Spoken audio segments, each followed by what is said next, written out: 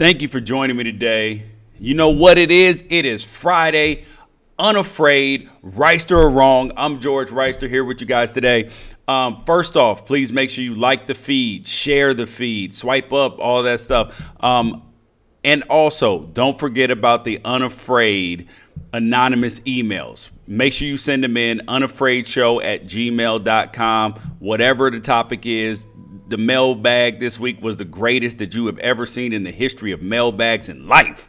Couple good things for you guys today is Lonzo Ball made his debut. I dubbed it Lonzo Ball Day yesterday, and his debut didn't go quite as fantastically as he thought it was. Next thing up, Thursday Night Football. Wow. Apologies must be made. Thursday Night Football has been great this entire season for the most part. And I'm going to tell you why as well, that Russell Westbrook is going to be better and more efficient than he was last year. And not only should he win MVP, he should be considered one of the best point guards of all time if he can keep this up. Because what I saw last night was fantastic from this young man. But to go to Lonzo Ball to start, right? Much has been hyped up about Lonzo Ball. Much has been hyped up about by a lot of it by his dad, right? But the one thing that I noticed last night that everybody knew was coming, right, was that he was going to be pressed, pressured, and almost like bullied by other NBA players. And Patrick Beverley was the one to kick it off, the one to get it started. I mean, Patrick Beverley's leaning all up on him, pushing him down, being extra physical, right? And this is going to force the kid to grow up fast. And I'm going to tell you that this one NBA season is either going to make him mentally the strongest player or one of the strongest mental players that the NBA has ever seen, or is going to break Lonzo Ball. Why do I say that? Because when you look at every night being harassed, nagged, pushed, that extra little lean up against you, every single night, that wears on you as a player, like it wears on your psyche mentally. When they're just all up on you, like there's a point in time, like when you watch NBA games where when LeBron is playing in the playoffs, when Steph Curry, when they're just leaning on them, holding them just extra just to mentally take them out of the game. Now, and these are NBA champions, seasoned veterans. So now imagine doing that to a rookie. Imagine doing that to a kid who just, I mean, he's literally got Similac on his lips still. NBA Similac. Yeah, we saw some good preseason games, but the preseason doesn't mean jack. These are grown-ass men. Like, these are not just like boys like he was playing with in college, hoping for the NBA dream one day to walk across the stage, hug the commissioner. No, these are grown-ass men. They've got mortgages. They got cars, they got wives, or they got girlfriends, they got kids, they got child support, they got, you know, real problems out in real life. So you coming in with your little fancy dribbling, that don't work, brother. And these grown men, like your dad, because there's a saying that says, you know, you make your bed, you got to lie in it. But LeVar Ball made Lonzo's bed. And now Lonzo's got to go cash all them checks and all them wolf tickets that his dad has sold. Got to go cash them. And there's an element of, I understand where his dad comes in and says, because I've applauded LeVar Ball in terms of what he's been able to create, how he is as a father, all these things. I've applauded him for that. But when it comes time to pay the piper, Lonzo's got to pay the piper. LeVar doesn't have to pay the piper. Because all these guys are bullying him, knocking him down, the extra pushes, walking up on you. It's just mentally taxing. And at some point in time, he's like, damn, like, leave me alone. Like, he's getting superstar treatment as a rookie when his game does not support that. Now, on specifically to his game, right? Oh, my God, my nose itching. On specifically to his game.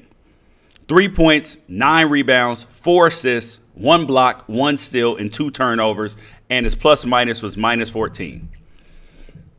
That doesn't look like a good game, obviously, right?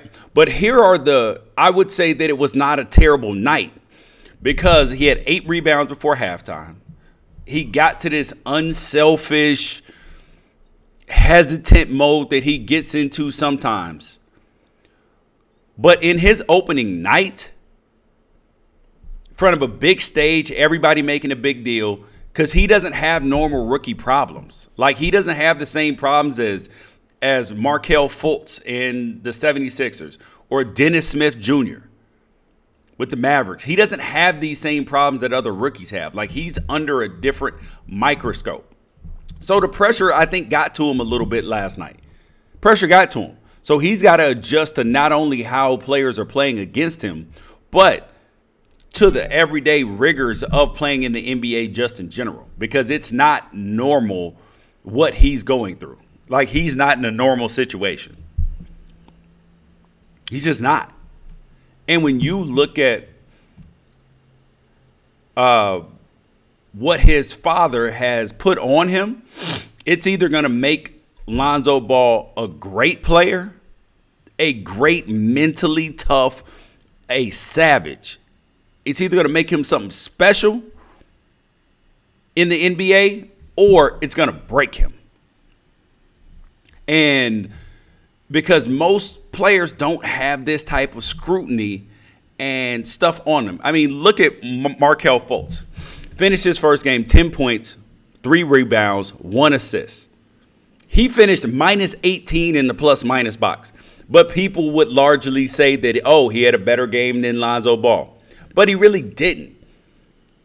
And when you look at the projection of the 76ers team, they're better. They're better than the Lakers, because I saw last night that the Lakers offense was anemic. It was anemic. I mean, I'm not even sure how this team is going to score 100 points a night. I mean, if they can get to 100 points, even against a bad defensive team. Because their next game is going to be against the Phoenix Suns, who lost by like 40 their first night, playing Devin Booker and them cats. That's not going to go. I mean, that's not just an easy task either. And when you look at the entire NBA lineup, particularly the Western Conference and what Lonzo's going to be facing, you got Dame Lillard. The entire Warriors team's going to be coming at him. Imagine what's going to happen if Patrick Beverley did this to Lonzo. Imagine the type of pressure and the type of just harassment he's going to receive from Draymond Green. Draymond Green's going to be on him every single second. It's not even going to have to be the shake and bake from Steph Curry. Look at Mike Conley in Memphis. That's a tough team. They're just tough, hard-nosed. Then he's got Fox up in Sacramento, who he hasn't shown to be able to do anything with either. And I'm telling you, this is the season that Lonzo Ball is either going to make him a superstar in the NBA, or it's going to break him mentally. Because there's no skipping steps to greatness. You can't skip them. Like, you have to go through the grind. And everybody's grind is different. I mean, you look at LeBron, tasked as like the savior of Cleveland. He was leading his team solo. Then he had to deal with losing, being called a choker, all this stuff, and then figure out a way for that. So that was LeBron's grind. Kobe missed the 3 air balls in Utah in the playoffs. That was his grind. Getting out of Michael's shadow, being his own man, that was his grind, right? Magic. He had to grind when he was at Michigan State. He had epic battles, played against Bird in the finals, came to the Lakers. Kareem goes out, had to be tested in the playoffs. That was his grind. Lonzo's grind is a little bit different. He's getting pressured from guys every single night like no other player has ever been pressed and tested by NBA players ever as a rookie. Because ordinarily, they're like, oh, he's a rookie. He's like, yeah, we're going to do him in. But not just constant, relentless pressure. They give you a little bit, but not relentless. Next thing up. Last night, I mean, obviously, there were so many sporting events on last night. If you enjoyed hockey was on last night. Major League Baseball playoffs. Dodgers clinched to go to the World Series for the first time in 29 years. You got NBA games on. And you had the NFL. Mind you, ordinarily we would have just checked out and cashed in the fact that this was Thursday night football. But the NFL has been doing something completely different this year with its schedule. What it has done, the difference in this year and in previous years is matchups. The NFL had previously saved its marquee matchups and marquee names for Sunday night football, for Monday night football. But that's not what it's doing right now. The NFL is putting good matchups on. I mean, it's literally started from week 1. Texans-Bengals, close game. It wasn't a whole lot of points scored, 13-9, but it was a good game. Then you have Rams and 49ers, which turned out to be a barn burner, 41-39. So even though you didn't love either team in terms of like big name value, they put on a good show. Packers Bears, at least it brought the drama with the hit on Trevathan and the wide receiver. Patriots Bucks was a good game. And last week Panthers Eagles, that was a show as well. And then last night you had the Raiders and the Chiefs. I mean, that's an AFC West barn burner. AFC West is the best conference in football. And what did they do? They both showed up and showed out. And it was funny because you had two quarterbacks who haven't thought a lot about recently, right? Well, in terms of Alex Smith, he's a game manager and all this stuff. Yeah, you don't take your team to the playoffs regularly, and then he's consistently throwing over 300 yards in big games, 3 touchdowns. That's not game manager like. It's not at all. I mean, this Chiefs team is a complete football team.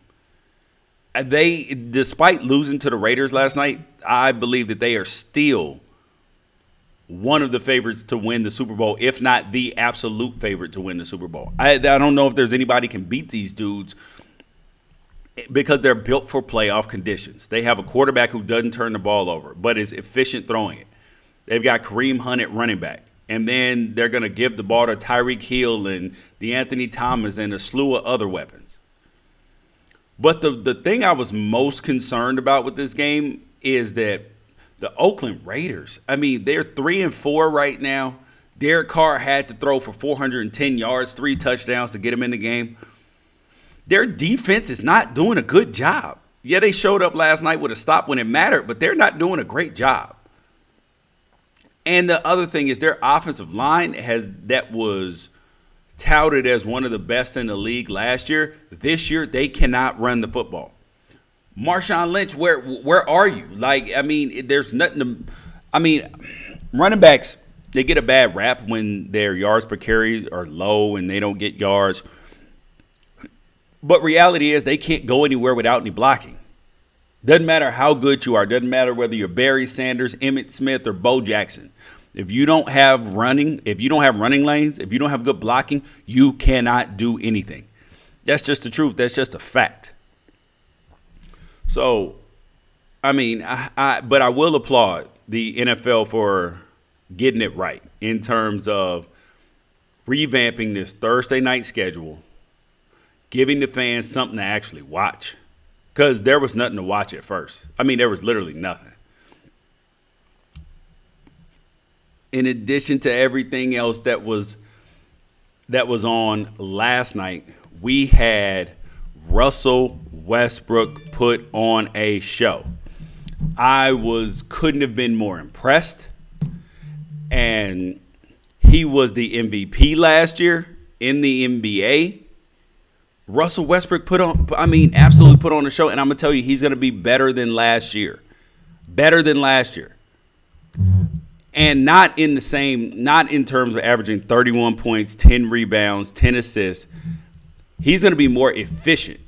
When you look at what Russell Westbrook was able to do last year, 31 points, 10 rebounds, 10 assists. And he shot 42% from 2 points. And much of the criticism around him talked about, he forced too many shots and he wasn't playing team basketball and all this. His team was awful offensively. I mean, he was literally playing with inept offensive players. The second best option he had was Victor Oladipo. But now that he's got Carmelo, now that he's got Paul George, look at his stat line last night.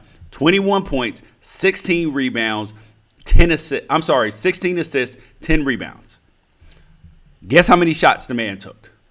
The man took 12 shots. He was 7 for 12. That's 58%. And it's all because his assists are super high for a guy who, quote unquote, doesn't share the ball. His assists were high on a team that has other offensive options. Carmelo took 20 shots. Paul George took 23 shots. Russell Westbrook took 12. And with that type of efficiency, I mean, you can easily project him going to the playoffs.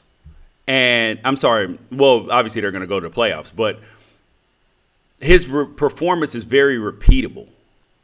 And he can average 25 points, 13 assists, and 10 rebounds a night on better than 50% shooting. Now, overall, you would have to say that that's a better season than last year for Russell Westbrook. You would have to say that. But he won't win MVP. Despite being more efficient and potentially averaging a triple-double again. Still won't win MVP. And why? Because of what happened to LeBron last year. LeBron put up his most efficient numbers last year. Was finished fourth in the MVP voting. Fourth. Why is that? Because people come to expect something else, and we like the new shiny object. And guess who's the new shiny object? Giannis Antetokounmpo. Yep, he's the new shiny object. So there are two people. The MVP race is going through two places right now. First is LeBron's to lose because people don't want to overlook his greatness again. People don't want to, because he's getting the Michael Jordan treatment, which is you're a great player. We expect more, and we like to give it to other people, even though we could give it to you every single year. And Giannis Antetokounmpo, 37 points, 13 rebounds, 5 steals in his first game. What? I told people last year, that in 2 years, Giannis was going to be the best player in the NBA. Hands down, bar none, nothing to talk about if he worked on his game. Off season, the man clearly worked on his game. And as soon as he can score from anywhere on the floor, like in terms of has a consistent jump shot, I don't mean a consistent three-pointer, just a consistent jump shot. I mean, it's going to be a wrap. He might be the greatest player of all time. We could really be looking at that. And I don't think that that is an overstatement in any way, shape, form, or fashion. And their next game, the Bucks' next game is against LeBron, against the Cavs. And if Giannis can put up any type of reasonable numbers, like against LeBron, the MVP, the early MVP swag and all that stuff is going to be tilted toward him.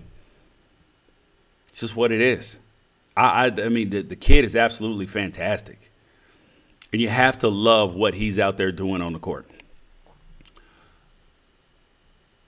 You guys are watching Unafraid, Reister or Wrong, George Reister here. Like the feed, share the feed, continue the conversation, and do not forget about the Unafraid anonymous emails. Unafraidshow@gmail.com. Send in your emails. I'll get to them. The mailbag is up on my Twitter, @George Reister. It's up on Facebook, YouTube. I'll actually share the link on there as well. Thank you guys for joining me. I will be back. For sure, we'll be back at some point in time this weekend doing a reaction to the college football games and picks and everything else. All right, peace out.